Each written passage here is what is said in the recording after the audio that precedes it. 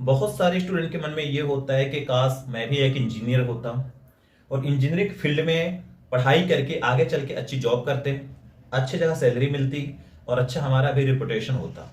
यदि आपके भी मन में है कि मैं भी एक इंजीनियर बन जाऊं और आगे चल के कोई भी ब्रांच से इंजीनियरिंग करने के बाद अच्छी खासी सैलरी उठाऊं और अच्छी खासी जगह पर जॉब करूं, आपको इस वीडियो में मैं बताऊंगा कि यदि आप बी करना चाहते हैं तो बी करने के लिए क्या क्या क्वालिफिकेशन, योग्यता, बी करने के फायदे, बहुत सारे ऐसे बी से रिलेटेड टॉपिक हैं जो बहुत सारे स्टूडेंट के मन में डाउट होता है। सर जॉब कहाँ मिलती है, सैलरी क्या होती है, एडमिशन कैसे मिलते हैं और इंडिया में कितने टॉप कॉलेज हैं, बहुत सारे जो छोटे छोटे डाउट हैं तो आज की इस वीडियो में आप लोगों के लिए कंप्लीट कर दूंगा। यदि आप लोग अभी तक हमारे चैनल पे नए हो, चैनल को सब्सक्राइब नहीं किए हैं, सब्सक्राइब कर लीजिए, लाइक कर दीजिए, शेयर कर दीजिए आईटी टेक्निकल कोर्स को। देखिए सबसे पहले मैं आपको बताता हूँ, जो मैं पॉइंट लिख के रखा हूँ आपके लिए है पॉइंट, और एक एक करके मैं डिस्कशन कर दूंगा कि पॉइंट के बारे में सारी पहले आपको जानकारी मिल जाए, पॉइंट क्या लिख के लाया हूँ। जैसे पहला पॉइंट है बी क्या है, यानी यदि आप बी करने के लिए इच्छुक हो, बी करना चाहते हैं तो बी एक्चुअली पे है क्या, इसके बारे में मैं बात करूंगा। नेक्स्ट पॉइंट है बी करने के फायदे, यानी आप जिस दिन बी यानी बैचलर ऑफ इंजीनियरिंग कंप्लीट कर लेते हैं तो उसके फायदे क्या होते हैं, इसमें भी मैं बात करूंगा। थर्ड पॉइंट है बी कोर्स करने की योग्यता, क्वालिफिकेशन क्या है बी में एडमिशन लेने के लिए। नेक्स्ट है बी कोर्स कितने साल का होता है, यानी जो B bachelor of engineering course होता है ये कितने साल के एक्चुअली में कोर्स होता है।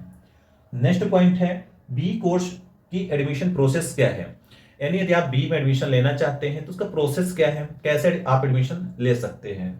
नेक्स्ट पॉइंट है बी कोर्स करने के लिए फीस, बी कोर्स कितने साल का होता है, उसमें एक्चुअली फीस लगती कितनी, खर्चा कितना आएगा, क्या आप उतना दे सकते हैं या नहीं दे सकते, उसमें भी बात करूंगा।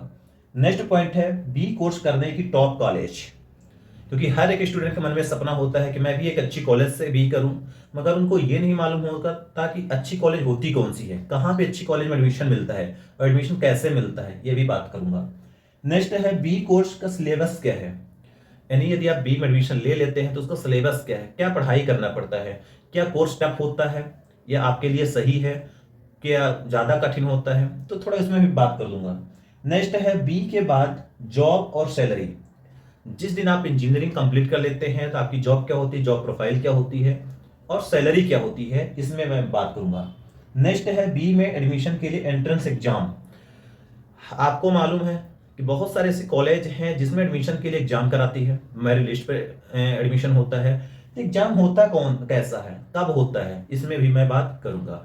तो ये जो 10 पॉइंट हैं, 10 पॉइंट में आपके लिए बहुत इंपॉर्टेंट है। यदि आप बी के बारे में जानकारी लेना चाहते हैं इस वीडियो को लास्ट तक जरूर वॉच करिएगा, आपको ए टू जेड जानकारी मिल जाएगी बी से रिलेटेड। आइए अब एक एक करके देखते हैं बी से रिलेटेड जो 10 पॉइंट है, 10 पॉइंट को डिटेल से अपन लोग समझते हैं और आगे बढ़ते जाते हैं। सबसे पहला है बी क्या है, यानी यदि आपको नहीं मालूम बी क्या है तो सबसे पहले यदि बात करें बी का फुल फॉर्म क्या है, बैचलर ऑफ इंजीनियरिंग बी का फुल फॉर्म होता है। ये एक अंडर ग्रेजुएट लेवल का कोर्स होता है, यानी यूजी अंडर ग्रेजुएट लेवल का कोर्स होता है, और ये आप 12th पास करने के बाद आसानी से बी को कर सकते हैं। बी एक इंजीनियरिंग लेवल का कोर्स होता है, यानी आप टेक्निकल लाइन है बी, यदि आप 12th पास कर लिए हैं, आप टेक्निकल लाइन में जाना चाहते हैं तो आप बी कर सकते हैं। बी में बहुत सारे ब्रांच होते हैं, आगे मैं वो भी बता दूंगा कौन कौन से ब्रांच होते हैं। तो बी का सबसे मतलब यही है, बी एक अंडर ग्रेजुएट लेवल का कोर्स है, यानी अंडर ग्रेजुएशन लेवल का कोर्स होता है। बी बैचलर ऑफ इंजीनियरिंग होता है, बी एक टेक्निकल फील्ड का कोर्स होता है। बस इतना आप समझ जाइए काफ़ी है। नेक्स्ट है बी करने के फायदे, जिस दिन आप बी कंप्लीट कर लेते हैं, बी करने का पहला फायदा है कि आप एक पद मिल जाएगा इंजीनियरिंग, कहीं भी जॉब करते हैं तो आपको इंजीनियरिंग लेवल का जॉब मिलता है, यानी आप इंजीनियर कहलाओगे। कोई भी आपको पुकारेगा सर ये इंजीनियर है, असिस्टेंट इंजीनियर, जूनियर इंजीनियर या इंजीनियर, फुल इंजीनियर, तो ये डिपेंड करता है कि आप किस वे पे जॉब कर रहे हैं, आप फुल इंजीनियर हैं या असिस्टेंट अभी इंजीनियर हैं, तो डिपेंड करता है कि आपके जॉब प्रोफाइल क्या है। तो फायदे यही हैं कि जिस दिन आपका बी कंप्लीट हो जाता है तो आप एक इंजीनियर कहलाओगे, एक टेक्निकल नॉलेज आपको गेन हो जाता है 4 साल में और आप फुल इंजीनियर आगे चल के बन जाओगे। नेक्स्ट है कि बी कोर्स करने की क्वालिफिकेशन क्या है, क्योंकि हर एक बच्चे का डाउट होता है क्या मैं फिजिक्स केमिस्ट्री मैथ वाला हूं तो ले सकता हूं एडमिशन, आर्ट वाले स्टूडेंट एडमिशन ले सकते हैं, कॉमर्स वाले ले सकते हैं नहीं। तो मैं बता दूं कि बी में एडमिशन लेने के लिए पीसीएम, फिजिक्स केमिस्ट्री मैथ, जिस स्टूडेंट के पास पीसीएम है यानी फिजिक्स केमिस्ट्री मैथ है, वो स्टूडेंट बी में एडमिशन ले सकता है। कोई भी ब्रांच है, आप आसानी से एडमिशन ले सकते हैं। फिर नेक्स्ट है कि बी कोर्स कितने साल का होता है। दोस्तों जो बी कोर्स होता है 4 ईयर का होता है, यानी 4 साल का होता है, और इसमें सेमेस्टर वाइज कोर्स होता है, यानी 8 सेमेस्टर का होता है।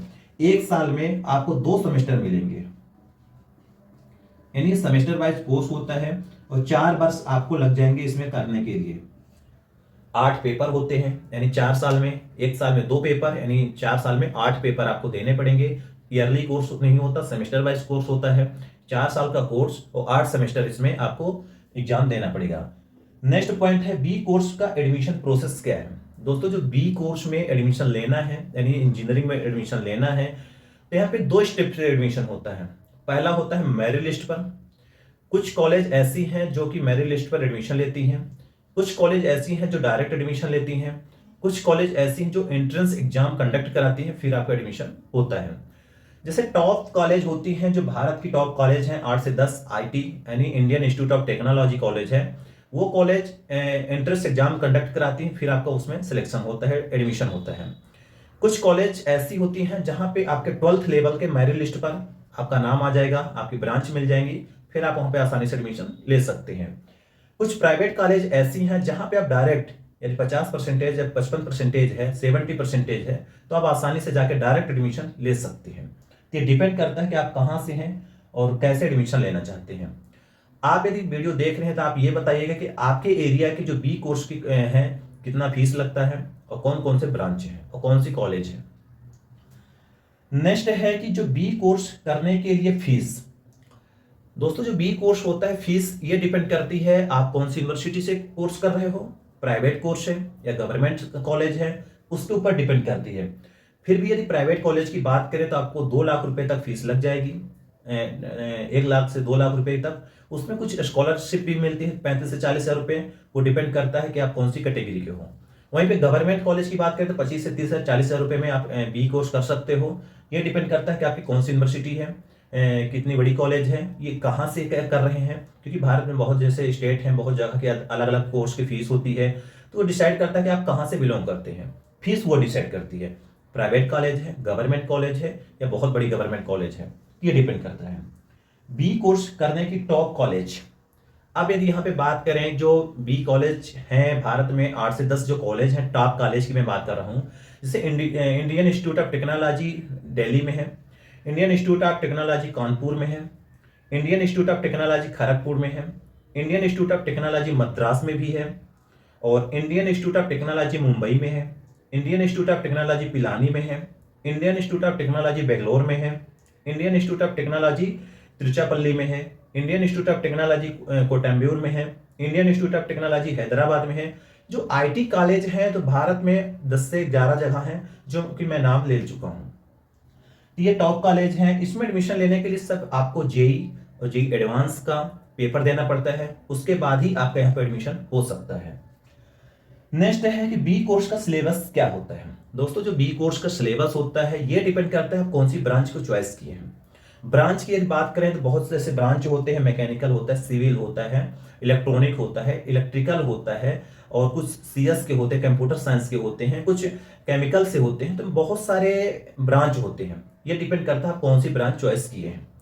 फिर भी बी का जो फर्स्ट ईयर का सिलेबस होता है सेम होता है, यानी फर्स्ट ईयर का सभी ब्रांच का सिलेबस सेम होता है। यानी देखा जाए तो आपको बेसिक इलेक्ट्रिकल इंजीनियरिंग पढ़ना पड़ेगा, बेसिक इलेक्ट्रॉनिक इंजीनियरिंग पढ़ना पड़ेगा, इंजीनियरिंग फिजिक्स पढ़ना पड़ेगा, इंजीनियरिंग केमिस्ट्री पढ़ना पड़ेगा, इंजीनियरिंग ग्राफिक्स पढ़ना पड़ेगा, इंजीनियरिंग एलिमेंट्स पढ़ना पड़ेगा, और सिविल इंजीनियरिंग पढ़ना पड़ेगा, अलजेब्रा है, कैलकुलेशन है, न्यूमेरिकल है। तो 5 से 7 ऐसे सब्जेक्ट हैं जो कॉमन होती हैं फर्स्ट ईयर की, यानी सभी को पढ़ना पड़ता है।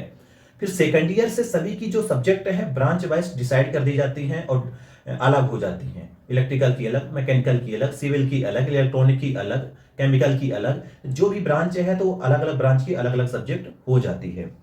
ये डिसाइड करता है सिलेबस। फिर नेक्स्ट है कि बी के बाद जॉब और सैलरी, यानी यदि आप बी कंप्लीट कर लेते हैं तो आपकी जॉब प्रोफाइल क्या होती है और सैलरी क्या होती है। दोस्तों जॉब दो जगह होती है, private job, government job. Private job अलग अलग कंपनी होती हैं, अलग अलग इंडस्ट्री होती हैं, बहुत जगह इंडस्ट्री है, बहुत जगह कंपनी है, जो कि आप इंटरव्यू या कैंपस सिलेक्शन के माध्यम से वहां पे जॉब कर सकते हैं।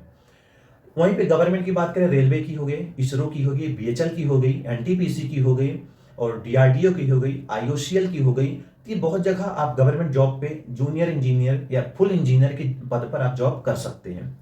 यदि यहीं की सैलरी की बात करें तो जूनियर इंजीनियर या इंजीनियर की जॉब सरकारी है तो आपको 50,000 रुपए सैलरी स्टार्टिंग में मिल जाएगी। 40 से 45,000 है, 50,000 रुपए सैलरी आपको डिसाइड कर दी जाती है। यहीं पे प्राइवेट काम की बात करें, प्राइवेट जॉब की बात करें तो आपको 35 से 40,000 या 25 से 30,000 रुपए सैलरी डिसाइड की जाती है, मिलती है। ये सैलरी डिसाइड या डिपेंड करती है कि आपका एक्सपीरियंस, आपका वर्क प्रोफाइल, यानी आप कितनी बड़ी कंपनी में जॉब कर रहे हैं, आपका इंटरव्यू कैसे गया है, ये डिसाइड करता है आपके इंटरव्यू और आपकी कंपनी, आपकी सैलरी। फिर नेक्स्ट है कि बी में एडमिशन के लिए एंट्रेंस एग्जाम कौन से होते हैं। जैसा कि सबको मालूम है कि बी कोर्स में एडमिशन लेने के लिए जेई का एग्जाम देना पड़ता है, ज्वाइंट एंट्रेंस एग्जाम होता है, फिर जेई एडवांस का भी एग्जाम होता है।